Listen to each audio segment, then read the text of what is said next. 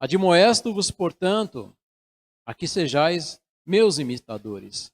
Por esta causa vos mandei Timóteo, que é meu filho amado e fiel no Senhor, o qual vos lembrará os meus caminhos em Cristo, como por toda parte ensino em cada igreja. Mas alguns andam ensoberbecidos, como se eu não houvesse de ir ter convosco. Mas em breve irei ter convosco, se o Senhor quiser.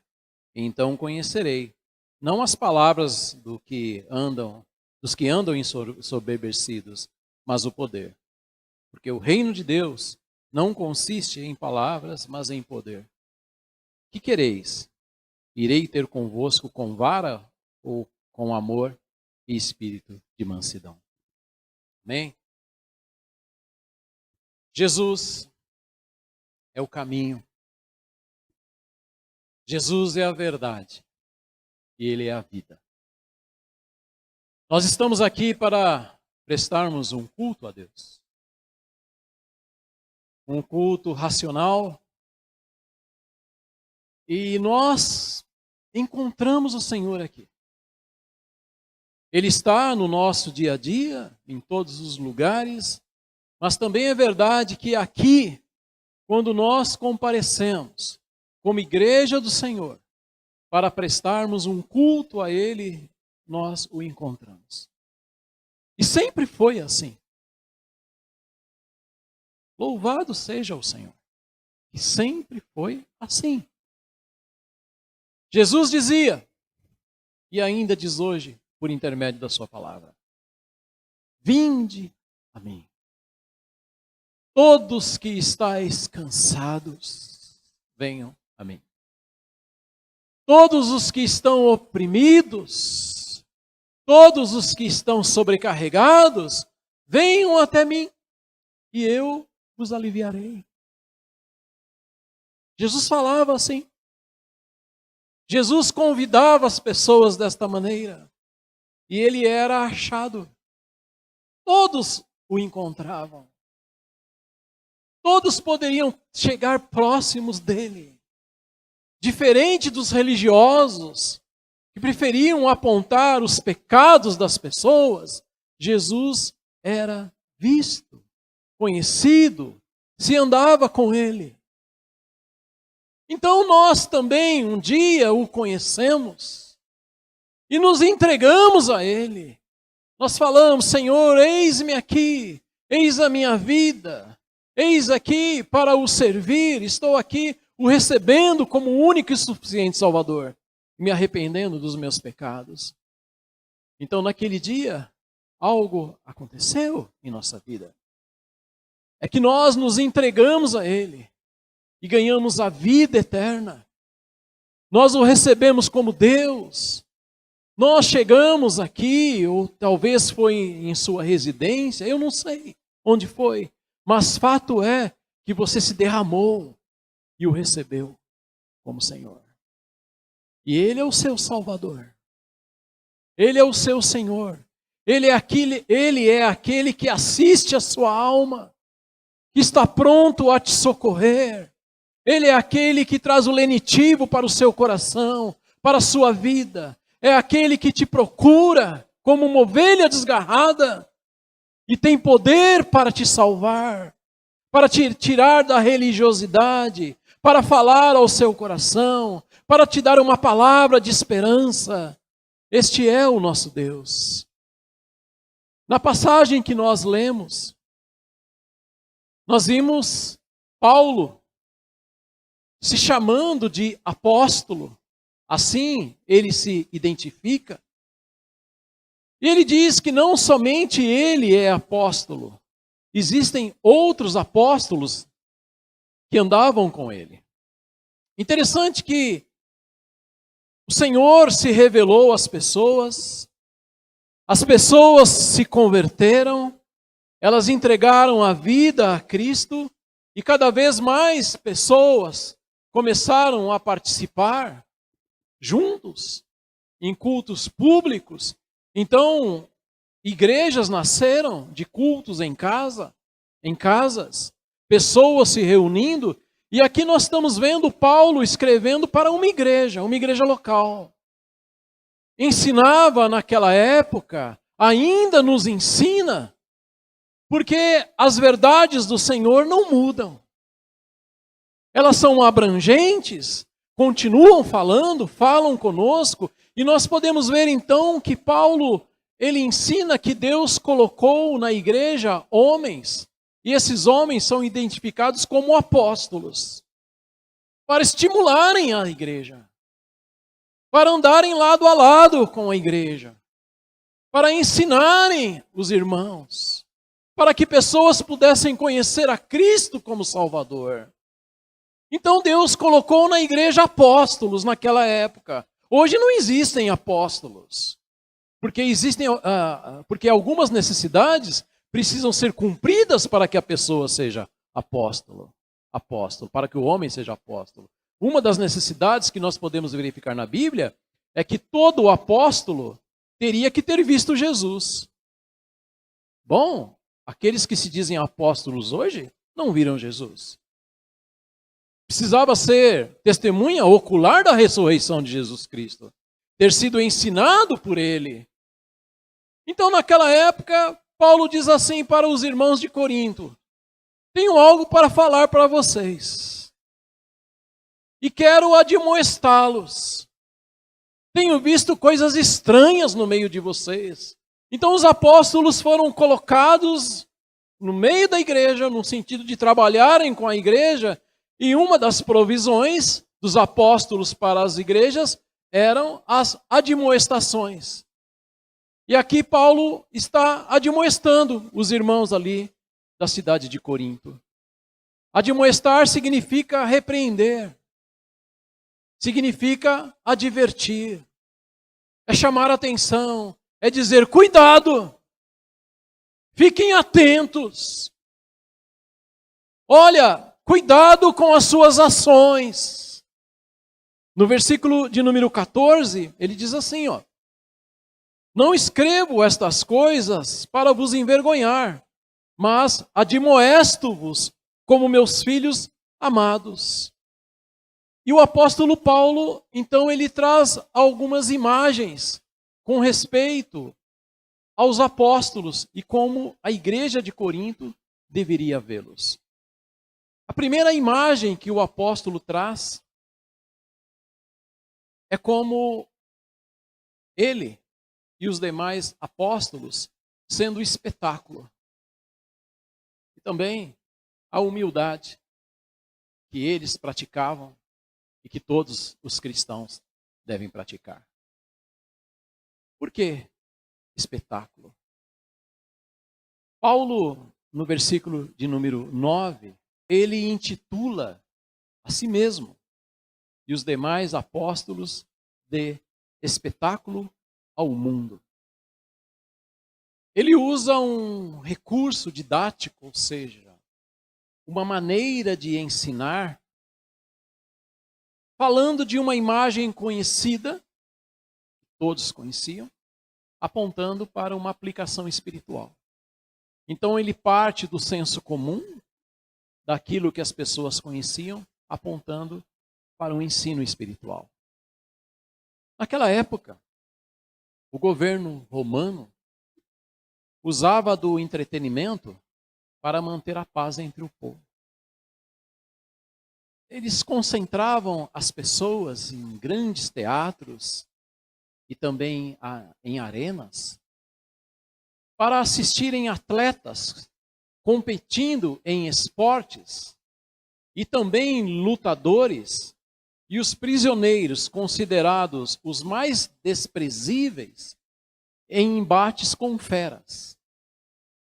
Então estes prisioneiros, que eram considerados os mais desprezíveis, eles lutavam com feras e sem qualquer preparo de um gladiador.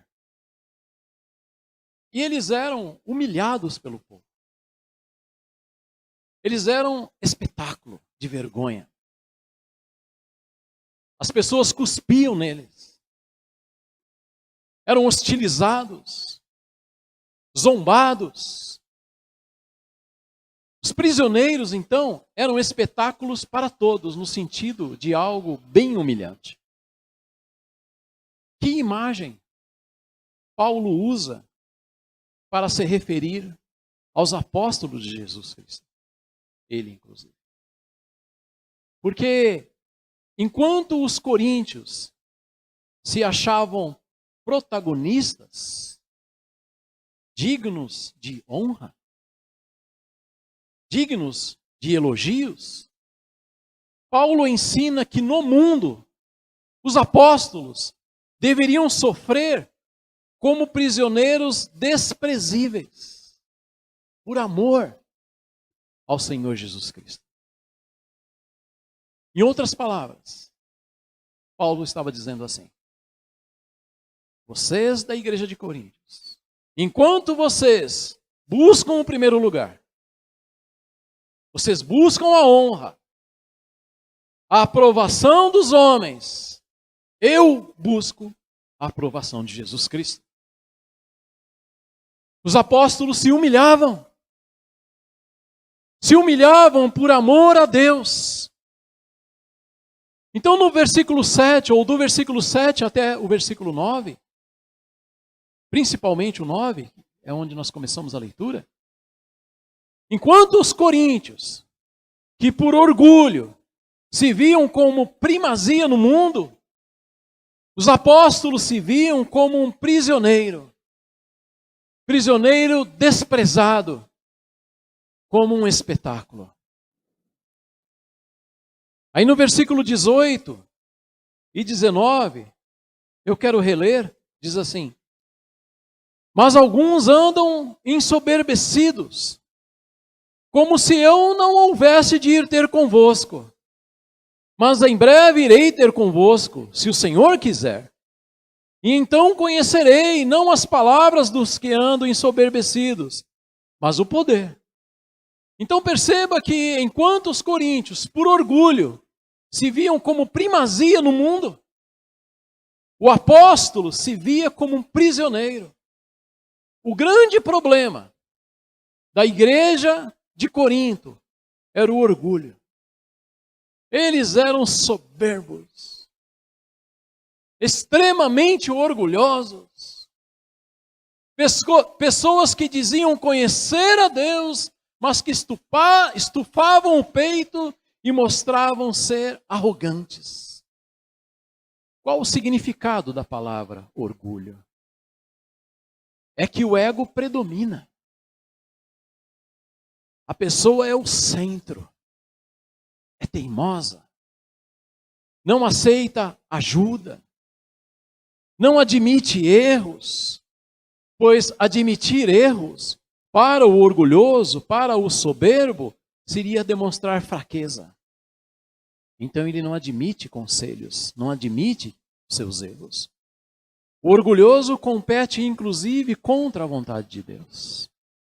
Existem pessoas que não estão dispostas a ouvir o que Deus deseja falar por orgulho pessoal. Não querem admitir que estão erradas, que precisam recomeçar, que precisam se dobrar, que precisam se arrepender. Então o orgulho acaba com a carreira cristã. Porque o orgulhoso compete inclusive contra a vontade de Deus. E era um povo que, além de ser orgulhoso, era arrogante. Por que arrogante? Porque se julgavam acima da média.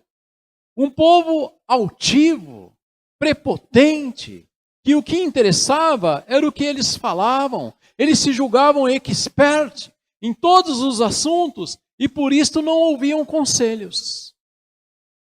Pessoas assim, orgulhosas, arrogantes, olham o próximo de cima para baixo, como se eles fossem muita coisa e o próximo não fosse nada. Pessoas assim não deixam Deus trabalhar no coração. Quando nós chegamos no versículo de número 10, enquanto os coríntios eram tidos como sábios diante dos homens, Paulo se via como uma pessoa louca pela causa de Cristo. Porque olhavam para ele e não entendiam. A vida dele era servir a Deus. Ele não compactuava com aquilo que os coríntios faziam. Ele pensava diferente. E ele era tido como um louco, porque enquanto a igreja em Corinto buscava a honra e a aprovação do mundo, Paulo diz que todos que se relacionam com Deus devem estar dispostos, inclusive, a sofrerem pela causa de Jesus Cristo, caso seja necessário. Sofrer por Jesus Cristo. Nós vimos hoje um vídeo no nosso momento missionário que falou sobre sofrimento. Pessoas que estão dispostas, inclusive, a darem a própria vida se for necessário, mas não negar Jesus Cristo. Pessoas que têm Jesus Cristo como seu tesouro, tesouro absoluto. Que não tem Jesus Cristo ou a fé como migalha, não, Jesus é a primazia. Jesus faz parte, ou Jesus é a primícia. Ô, meus irmãos, hoje em dia, como a gente pode perceber que existem pessoas que estão tendo o fato de se dizer crente como algo fácil. As pessoas dizem, olha, sou crente em Jesus Cristo, mas não tem qualquer responsabilidade. Acham fácil se dizer crente. Diz, somos crentes, sou crente em Jesus. Mas a gente percebe um péssimo testemunho. Existe, por exemplo, um jogador de futebol que ele se diz crente. Mas quando a gente o vê em podcast, ou mesmo dando algumas entrevistas, é um homem que fala palavrão, que não tem qualquer testemunho, mas ele diz, sou crente. E a gente olha para essas coisas e pensa, mas que transformação houve nesta vida? Artistas seminuas, participando de erotização, e diz, somos crentes. Então a gente fica olhando e fala, mas que vida é esta? Querendo o aplauso do mundo, mas uma vida que não está disposta a sofrer por Jesus Cristo. Vivemos em um tempo em que existem crentes com 2 programas. No sábado, dançam na balada, cantam e dançam músicas que enfatizam a promiscuidade, as drogas, a violência, a vingança, vão na balada. E ali participam desses encontros com pessoas que não conhecem Cristo. Mas quando chegam no domingo, estão na igreja querendo louvar a Deus. Como se buscar a Deus fosse agendar um programa com Ele. E vive de segunda a sábado de uma maneira distorcida, descompassada com os compromissos com Deus, vivendo a revelia, fazendo o que quer da vida. E não tem qualquer responsabilidade com o Senhor. Mas que chega no domingo, na igreja, como se tivesse marcado um encontro com Deus para prestar adoração, e que a adoração, então, se resume somente a esse encontro. Meu querido, minha irmã, você que é cristão, as pessoas têm que saber que você crê em Jesus Cristo. As pessoas precisam perceber nos seus traços, em sua maneira de falar, em seu comportamento, em suas escolhas, as pessoas precisam perceber que você é discípulo de Jesus Cristo. Antes mesmo de falarmos, as pessoas olham para nós, deve ser assim, e percebem, esta pessoa é diferente. Crer em Jesus é não traí-lo. Crer em Jesus é não buscar os aplausos do mundo, como a igreja de Corinto estava fazendo. Crer em Jesus é ir contra todo o ambiente, um ambiente se a ocasião assim exigir. Crer em Jesus é não negar que você o conhece. É não negar que você anda com Ele. Crer em Jesus é não negociar a sua fé. Judas o vendeu por 30 moedas. E nós? Será que o estamos vendendo? No versículo 13, nos diz assim: até agora, temos chegado a ser considerados o lixo do mundo, escória da terra.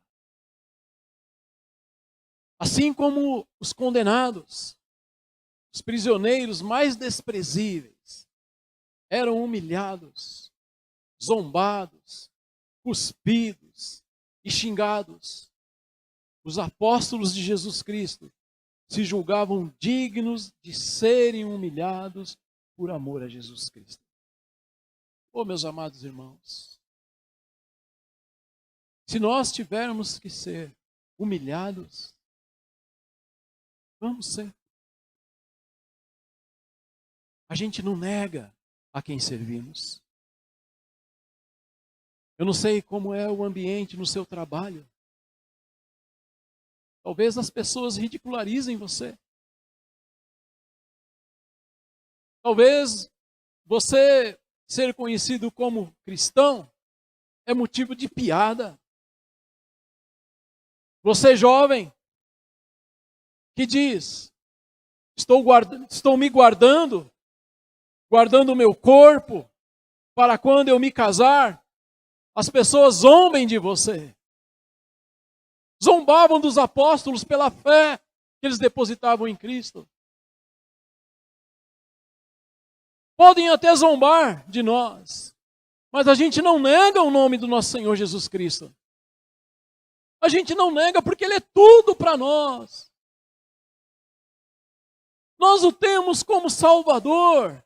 E nós o temos também, e em sintonia, não se decompõem essas duas verdades. Ele é Salvador e Ele é Senhor. Ele é a resposta para a nossa alma que até então estava cansada.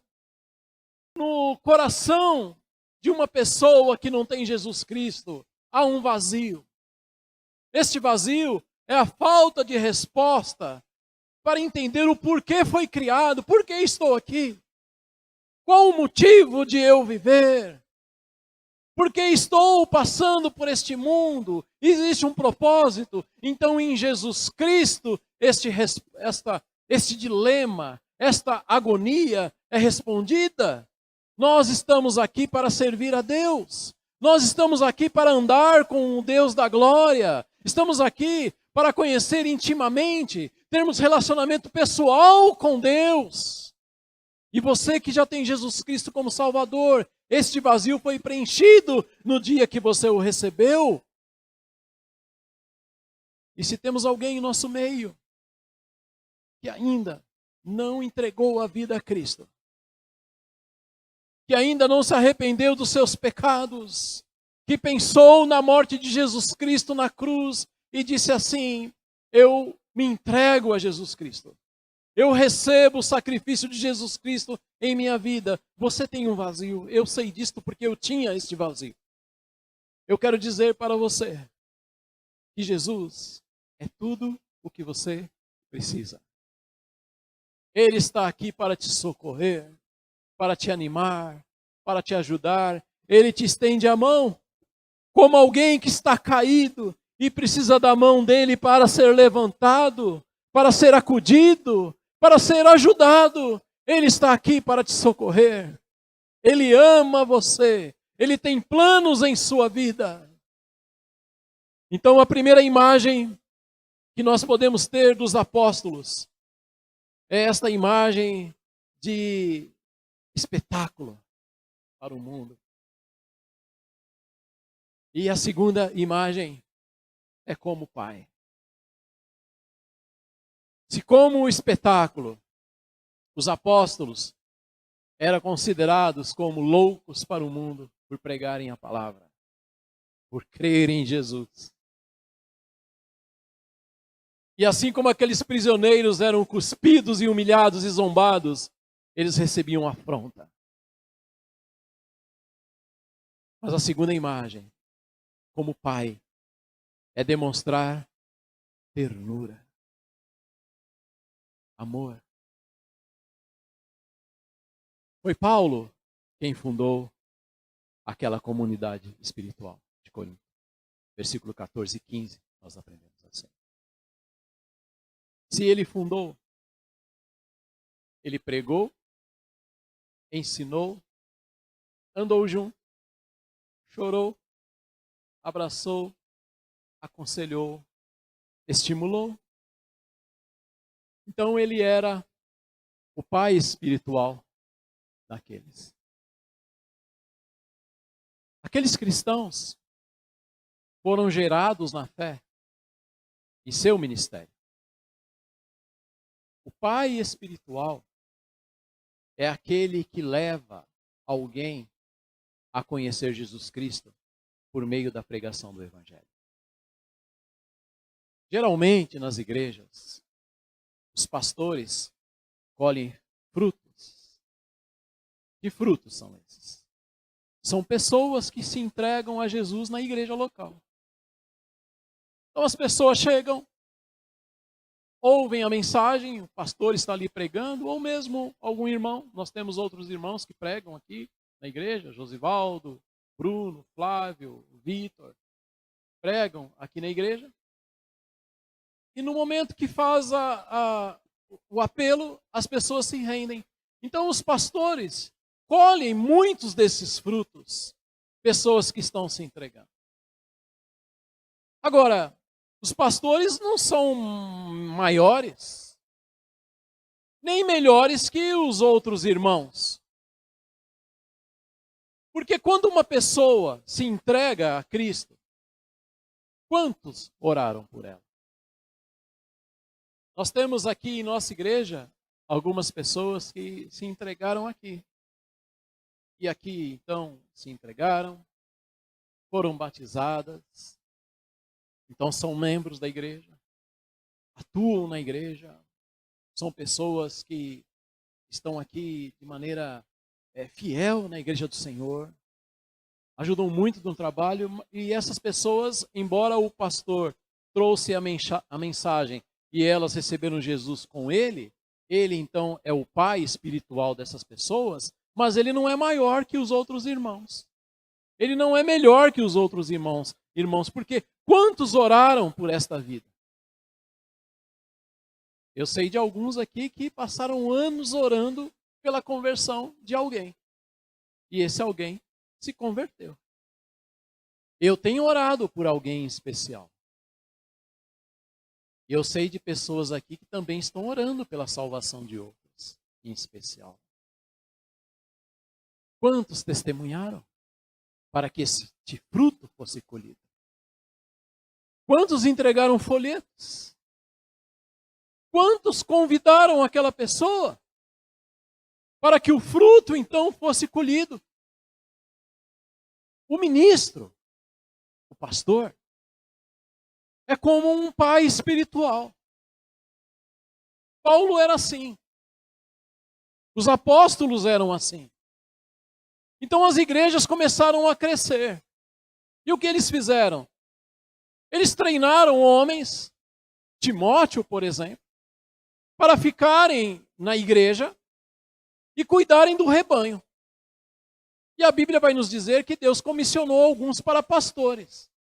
E os pastores, eles devem instruir a igreja biblicamente para que os irmãos façam decisões corretas usando a palavra de Deus. E lembre-se de algo, jamais esqueça. Tudo o que você aprende na Bíblia, e você percebe que Deus deixou para você, será sempre para o seu bem. É para que você seja abençoado. para que a sua igreja seja abençoada, para que o ambiente lá fora também seja abençoado. Então, Paulo, ele era um exemplo para a igreja. A gente percebe isso no versículo 16 e 17. E ele mostra sinal de humildade, amor, justiça, disciplina com amor. Porém, aqueles filhos espirituais não estavam imitando o pai espiritual. Então ele diz assim: me imitem. Em que sentido? É que ele estava procurando a vontade de Deus na vida dele. Mas aqueles que foram gerados no ministério dele estavam se afastando da vontade do Senhor. Então ele diz: sejam meus imitadores. Por quê? Porque ele era imitador de Cristo. E no versículo 18 ao 21, Paulo ensina sobre a disciplina de Deus. Ele começa a falar sobre a disciplina de Deus. Ele diz: olha, Deus disciplina, viu? Nós sabemos que o pai que ama o filho, ele disciplina. E essa disciplina necessariamente, não é somente física. Ela pode ser tirar privilégio. Mas o fato é que o pai que ama não deixa o filho rebelde sem disciplina. E Paulo diz assim: olha, Deus disciplina. Então o filho rebelde e orgulhoso, ele é desobediente. Ele é insensato. E por este motivo, ou por estes motivos, ele precisa ser quebrantado. O que Deus faz? Ele usa da disciplina para alcançar esse coração. O que Deus quer? O coração. Lá em Provérbio vai dizer: filho meu, me dê o seu coração. Deus quer o seu coração. Deus quer o meu coração. Coração é o quê? É a vida, é a essência, é o seu ser. E às vezes Deus disciplina diretamente. Veja comigo o que diz lá em Hebreus. Vá comigo até Hebreus, capítulo de número 12. E veja o que diz do versículo 6 ao 8. Então, às vezes, Deus disciplina diretamente. Nos diz assim: porque o Senhor corrige o que ama e açoita a qualquer que recebe por filho. Se suportais a correção, Deus vos trata como filhos. Porque que filho há a quem o pai não corrija? Mas se estáis sem disciplina, da qual todos são feitos participantes, sois então bastardos, e não filhos. Ou seja, o que nós estamos aprendendo é que o Criador, ele olha às vezes para o filho. Quem é o filho? Bom, lá em João 1,12 nos dirá assim: todo aquele que receber Jesus é chamado de filho. Então, se você já fez uma decisão com Jesus Cristo, que decisão? Você entregou a sua vida a Ele, você é chamado de filho. E às vezes Deus olha para a gente e Ele percebe rebeldia em nosso ser. Ele percebe que nós não estamos deixando Deus fazer a vontade dEle em nossa vida. Estamos agindo a rebelia. Estamos agindo da nossa maneira. Então o que Ele faz? Ele repreende, Ele disciplina. E Ele sabe como fazer isso. Tocando, quem sabe, em algo que nós tanto gostamos e que tem nos afastado de Deus. Mas o fato é que Ele disciplina. Outras vezes não é Ele diretamente que disciplina. Ele usa a igreja como agente de disciplina na vida do cristão. Lá em Mateus capítulo 18, nos diz assim, que se um irmão, dentro da igreja, tem problema com outro, ele deve procurar esse irmão e tratar com ele e pedir perdão.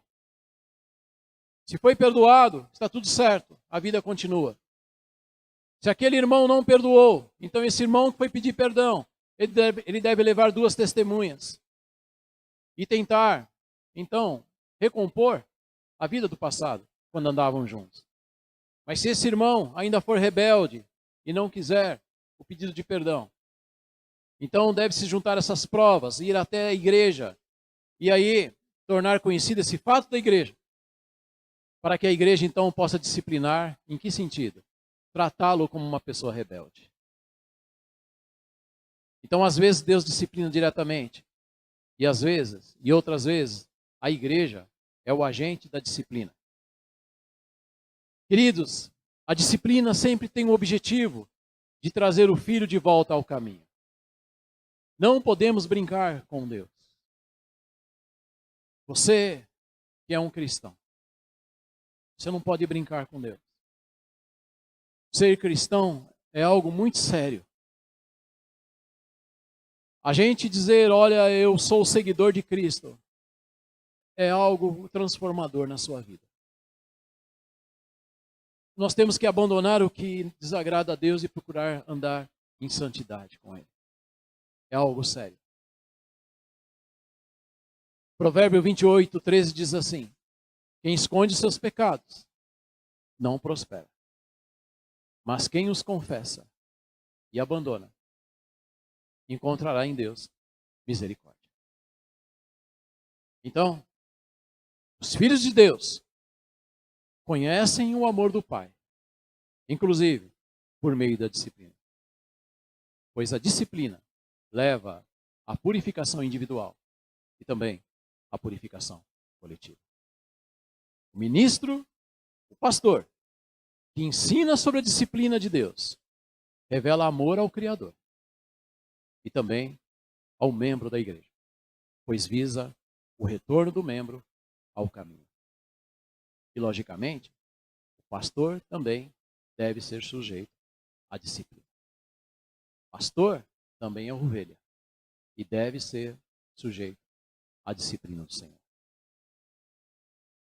Que Deus abençoe os pastores que pastoreiam com fidelidade. Eles devem ser respeitados, devem merecer amor e apoio enquanto permanecem nas balizas da palavra de Deus, ou seja, nos limites das Escrituras. Conclusão. Em primeiro lugar, devemos ser humildes e, se necessário, devemos sofrer por amor a Cristo.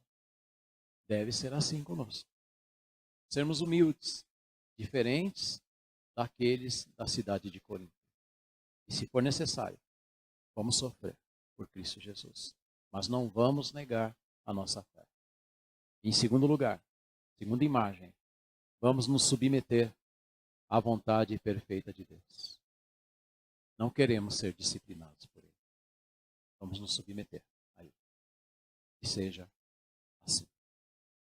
Quero dizer a você que tudo o que nós precisamos na vida se encontra na pessoa de Jesus Cristo. Nós não somos nada sem Ele. Ele ama você com um amor singular. Aí em Romanos vai dizer assim, que Deus prova o amor dele para com você pelo fato de Jesus Cristo ter vindo a este mundo e morrido por você, estando você ainda envolto em pecados. Ele ama você. Deus tem planos em sua vida. Você que já recebeu Jesus Cristo como Salvador, faça valer essa credencial de que você é filho de Deus. Honre a Ele. Procure o Senhor. Se deleite na pessoa dEle. Viva para Ele. Se consagre a Ele. Se renda a Ele. Seja usado por Ele. Dê o seu coração ao Mestre Jesus. Dia a dia. E isto vale para mim também, logicamente, porque também sou ovelha.